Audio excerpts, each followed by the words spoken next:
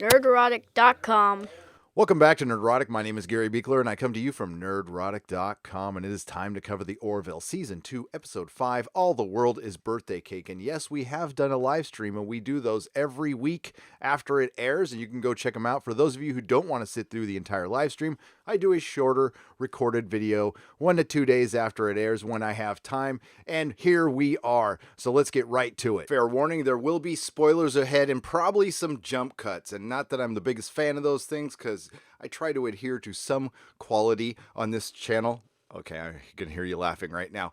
But I figure if Phil DeFranco can get away with them, I can too. This episode was directed by Robert Duncan McNeil, who is, of course, Lieutenant Tom Paris from Star Trek Voyager, and written by Seth MacFarlane. We also have Alara's replacement, Lieutenant Tala Kayla, played by Jessica Zor, who also happens to be another one of Seth MacFarlane's ex-girlfriends. And considering the current climate in Hollywood today, it is best to keep our ex-girlfriends close, isn't it, Seth? We start out on a very Earth-like planet with a group of leaders led by a prefect played by John Rubinstein. Very well, I might add. They have a SETI-like signal array, and they are sending out their first signal to the stars to let everybody know they are there, setting up possible first contact. Our first scene on the Orville, we are meeting Tala for the first time, and already I miss Alara. I'm going to tell you right now, it's going to be a while till I can get over not having her in the show. I think she actually played a great part. I love the dynamic between her and Kelly.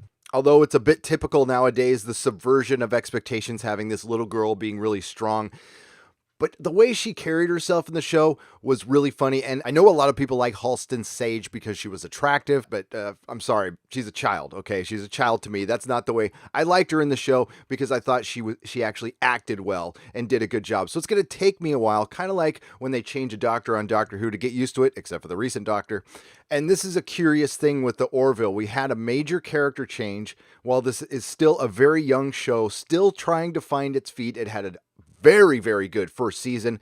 Second season's been a little choppy at times. It's had some very good episodes and some so-so episodes. And a character change at this point can be very detrimental to a show. I'm not completely sold on her, but in time, I might be. Meanwhile, on the bridge, Kelly asks Bortus to do a dual birthday party since theirs are so close together. Bortus declines for obvious reasons. You get less stuff. Gordon points this out, and I totally agree.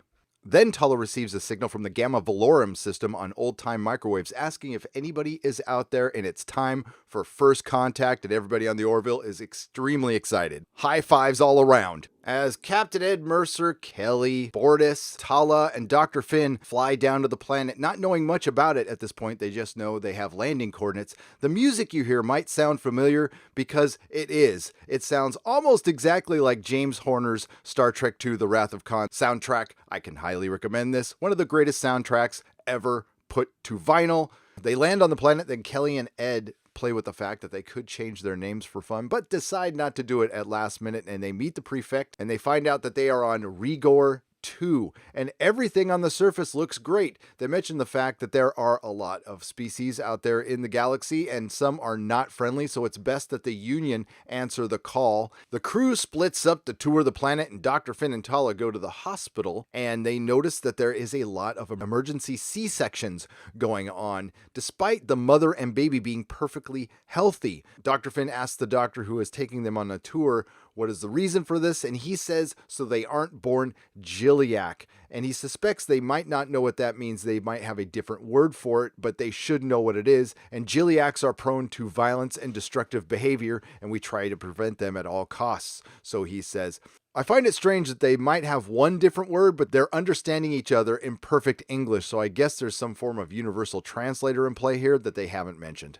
Later that evening, everything seems to be going great at the state dinner. They're discussing the differences in their society. Tala gives a display of her strength on a candelabra. They talk about the Union not having currency, and they use reputation as currency. And Captain Mercer saying everybody deserves a chance at happiness, and we all do better when we do better. Then the unthinkable happens. Kelly casually mentions that it's her birthday and Bortus's as well, and that this first contact is the best birthday present that she could have. And the prefect promptly has her and the entire crew taken away. The prefect orders the remaining crew to be taken to processing. Dr. Finn and Ed Mercer protest, ask what they have done to offend. The only thing the prefect says is you brought them within our midst at a state dinner, no less. Tala, Dr. Finn, and Ed are taken to processing where they take out a little piece of their tooth. Then they are taken back to the prefect. Dr. Finn quickly finds out that this is a planet governed by astrology when the prefect points out that Kelly and Bortus are Giliacs,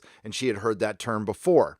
That is the reason all the premature C-sections were being performed. The prefect then tells Ed the reason Giliacs are put into camps is because they are unstable and prone to violence, and that is exactly where Kelly and Bortus are going. He then promptly tells Ed, Dr. Finn, and Tala to get the hell off his planet. Kelly and Bortus are taken to the camps, and they still don't know what's going on. I don't know how much you want to read into the message of this episode other than an extremist form of astrology being used in relation to eugenics is bad. I mean, you could look deeper into it. You could look at it with some religious aspects, but I think they just kind of leaned on, wouldn't it be funny if a planet was run by astrology? Bortus and Kelly meet the prison commander and he tells them that they are Giliacs. They still don't know what that is, but if they work well, they would be treated well. If they work badly, they will be treated badly. And so it goes. Then we see Ted Danson as Admiral Perry as Captain Mercer is pleading with him and the Union to step in with negotiations, although it's very dicey during first contact, and Admiral Perry alludes to the fact that they might have to leave Kelly and Bortus behind. Admiral Perry sympathizes with their cause, but they have to find a different way. They can't go in guns a-blazing 24 hours after meeting these people. Dr. Finn then tries to explain astrology to Isaac, and then Isaac points out that the satellites orbiting the planets are only for getting the position of stars, and that would explain a lot, and that, of course, comes up later. Bortus and Kelly quickly figure out why they are in there, and it's because she had mentioned her birthday. Then they break up a fight and make some new friends, y2mate and Roko. The next scene, the prefect is giving a speech. They are entering the cycle of the Giliac. So all babies born within this month have to go directly to the camps, and if you don't give your baby up, there will be severe consequences. The stars do not lie is brought up by the prefect and Roku, and Ed Mercer tries to plead with the prefect one more time to release the people. He tries to explain to him that a star is simply a star, and really, he's trying to talk somebody out of their religion. It doesn't work, and he tells them to leave and to forget about his people. We have a bit of a time jump. It's been almost 30 days, and Captain Mercer is pleading with Admiral Perry one more time to see if he can get Kelly and Bortus out of there. He says the Orville has to leave in 24 hours, but he'll send a diplomatic envoy. Cassius is watching the whole thing, and he brings up using weapons to go down there, but Mercer says we got to find another way. I thought that was interesting that Cassius, the teacher, brought up using weapons. Now, of course, it could be that he's in love with Kelly and he's worried about her, and that's, on the surface, looks like a good reason to say that. But think about this. They already did this with Lieutenant Tyler. Do you think they're doing the same thing with Cassius? Do you think he's a Krill? Captain Mercer is desperate at this point. He gets with his crew one more time, and they're looking for the origins of the Giliac. Like, what brought the society to think that they're criminals and unstable? There had to be something. As luck would have it, the new character, Tala, might have an idea. Meanwhile, on Rigor 2, it is the sign of the Wasunda, because it's been 30 days, and the prefect makes an announcement to the masses that if you're born under this sign, your paths will be bathed in glory, and we herald your entrance into this world, and you will be richly rewarded for your contributions. And they end up being the world leaders. And I think this is a huge missed opportunity in this episode that I'll get to later. Meanwhile, back at the prison camp, Bortus and Kelly deliver a baby for their new friends they met earlier in the episode, y2mate and Roko. Back in the Orville, our new character Tala asks for a scan of black holes. Very smart for a security officer. Isaac investigates and finds there was indeed a black hole where the Giliac star used to be. Dr. Finn says that would have been terrifying to an ancient civilization. They then come up with an idea to possibly fake a star. Gordon says there's no way we can do it, but Lamar might have an idea. After just having a baby, y2mate is back on her feet and hiding her baby under the floorboards because it was born under the sign of the Wasunda. The father wants to give it up because it would have a better life, but the mother wants to keep it there with them in the prison. Then an inspection happens, and of course, the father gives up the baby to the prison guards, which is the right move. It's the best move for the baby, and of course, y2mate is in tears and broken up about it.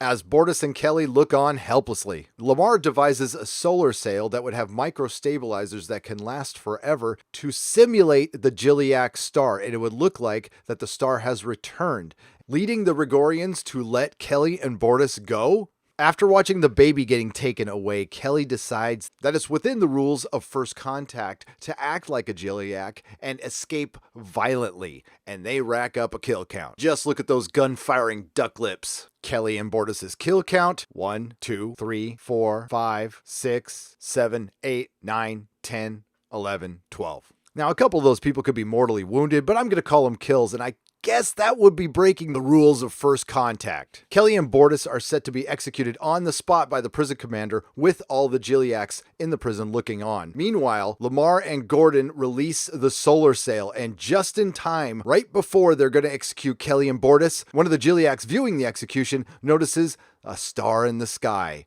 The next scene, we see the prefect getting confirmation that it is indeed a star. The Orville is jamming Rigor 2's satellites so they can't detect it's a fake star yet. And when one of the cabinet members asks what this means, the prefect just says, change. We end the episode on the bridge of the Orville, and Kelly and Bortus are indeed having a dual birthday party. Lamar and Gordon show a funny little video of them dancing. Bortus doesn't think it's funny, Kelly does. And then we see Cassius and that sweater, and I am suspicious. Kelly asks Captain Mercer what's going on the planet. Then he says something that I found confusing, maybe you didn't. He said the last of the camps have been opened. So does that mean that they aren't going to open any more camps, but they're going to continue to keep the Jiliaks in the camps they have? Or did he mean to say the last of the camps has been closed? Kelly then goes dancing with Cassius, and Captain Mercer looks on longingly, and we end the second episode in a row with a late 70s pop song. If that ending sounded rushed, well, it was. It was a pretty decent episode, not as good as last week, but better than the first two. I give it a 7 out of 10. It had a rushed ending, and killing 12 people had to break first contact rules in some form or another, and then they didn't even acknowledge it. Now, with Lieutenant Tala and her just staring out the window and coming up with the black hole theory, that was a little too rushed.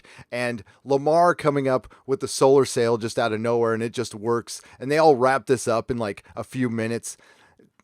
I had a problem with that. Also, with Lamar, he's not with Gordon enough, and I really miss the Lamar and Gordon dynamic. And it seems like Seth is true to his word, what he said at Comic-Con this last year when I was at the panel, that there was going to be less humor in this season, and I totally disagree with that. I think they should ramp it up just a little bit. Yes, I know this is a Star Trek parody, and you can pull your Star Trek parody card whenever you want. Problem is, you're going to have Star Trek fans watching the show asking Star Trek fan questions like, how could you kill 12 people? And how could that solar sail just trick them? Now, they did acknowledge that a little bit, and maybe that will come back to haunt them later. And they do that in this series a little bit.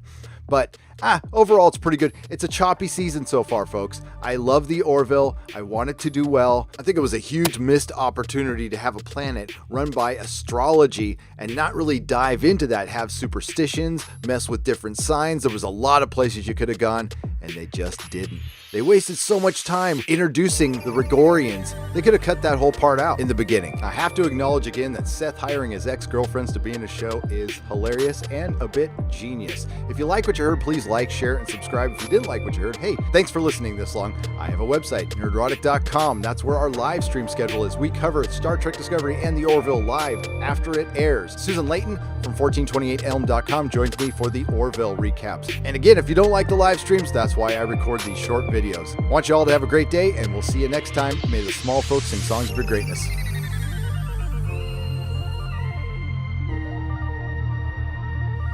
nerdrotic.com. Please subscribe.